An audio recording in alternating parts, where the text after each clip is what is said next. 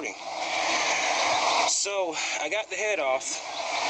Let me explain. It did have a bracket. There's the bracket right there that's mounted. It was mounted underneath the intake on the intake manifold. Those two bolts right there, number 14. And what will happen is, here's the head on the ground on some styrofoam. The number 14 screw will get stuck on the socket. I forget. I put them in it. Shoot, it's in the box somewhere. Both of the screws got stuck on the socket, both of them. So I got two number 14 sockets with a screw stuck in it. I'm gonna have to put it back in and spin it the other way and get it out so I can get my number 14 back. So it jumped timing, and when it did, it hit hard. I didn't cause this. I didn't drive it. I'll show you this. What happens when interference engine jumps timing. I can very well say from the engines that I've rebuilt and has jump timing, this hit hard. This hit pretty hard. All the valves. So that means that it was in motion. This car was in motion when timing jumped. It was being driven. The exhaust valves are the ones that were sticking out, because the backside over here is the exhaust. No. Intake. The front side is the exhaust. I know the newer cars has got it backwards, which is kind of weird, but that's the intake valves that hit. But I wouldn't doubt that the exhaust valves were bent either. See, look a little bit right there, possibly right there and right there. Yeah, I think the exhaust valves on number 4, along with the intake valves, you can clearly see the intake valves got bent because it hit the pistons right there and right there, and possibly right there on that one, number 3. I can't tell it on this one, on the exhaust, but the intake, definitely. And the intake over here, and possibly the exhaust right there. But the only way to tell would be to flip this head over. When I flip the head over, I can look at the valves and see which one's actually bent or not. And especially when I take them out and you stand them up on a table and you can look at them, spin them around, watch the stem, see if they bend left and right. But you should be able to tell when you flip it over and look at the head on the bottom side if it's bent or not. So that bracket was back here, attached right here, there, and right there, with 2 screws, number 14, 6-point, standard and metric is the old way of talking about how the ratchets were made. Like, say for instance, we used to call this standard back in the day, and the ones that had like the star pattern on the inside were metric. So but now it's considered 5-point for this hexagon looking socket on the inside, and the one with the star configuration on the inside is considered 12-point, and this is a 6 right here. But anyway, so glad I mentioned that. The head bolts, they're not 13s, they're 12 6-point.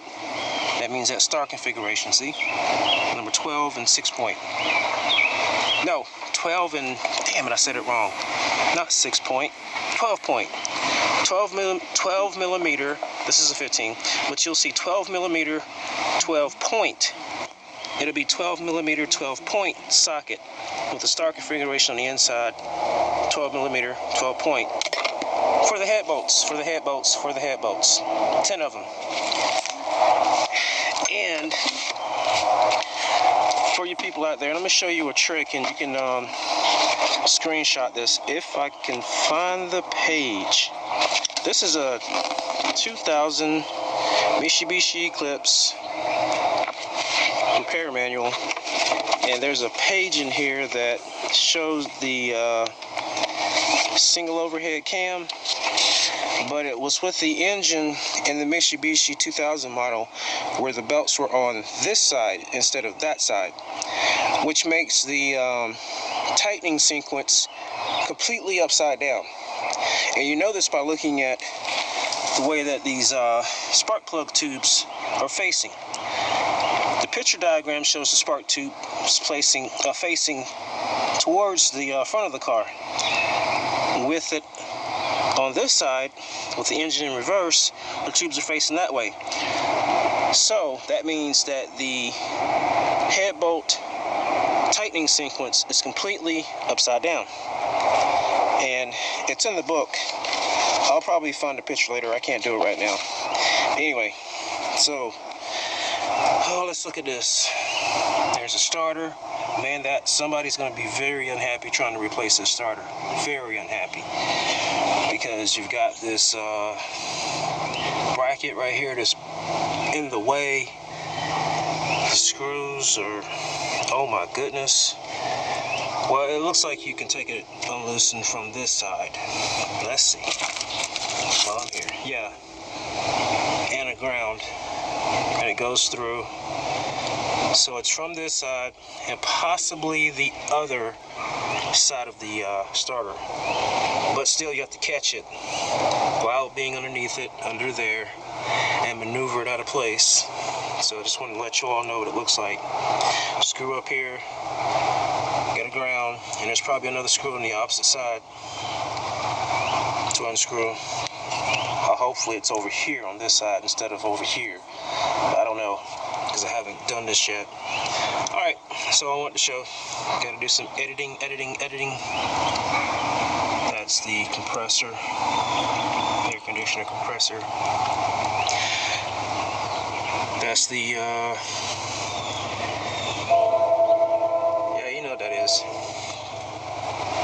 I was playing some music a while ago. Oh, so let me explain to you all guys that may be doing this for the first time. Let me try to keep the camera still. Now, when you take your head off, this is my experience. This is what I do.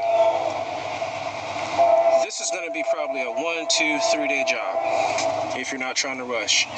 When you take this off, you want to coat the top of, this is your head gasket. When you take your head gasket off, you want to coat the top of the block with not just, first thing you're going to think is oil, 1040 weight oil or 2040 weight oil. How about this? Hair grease. Hair grease.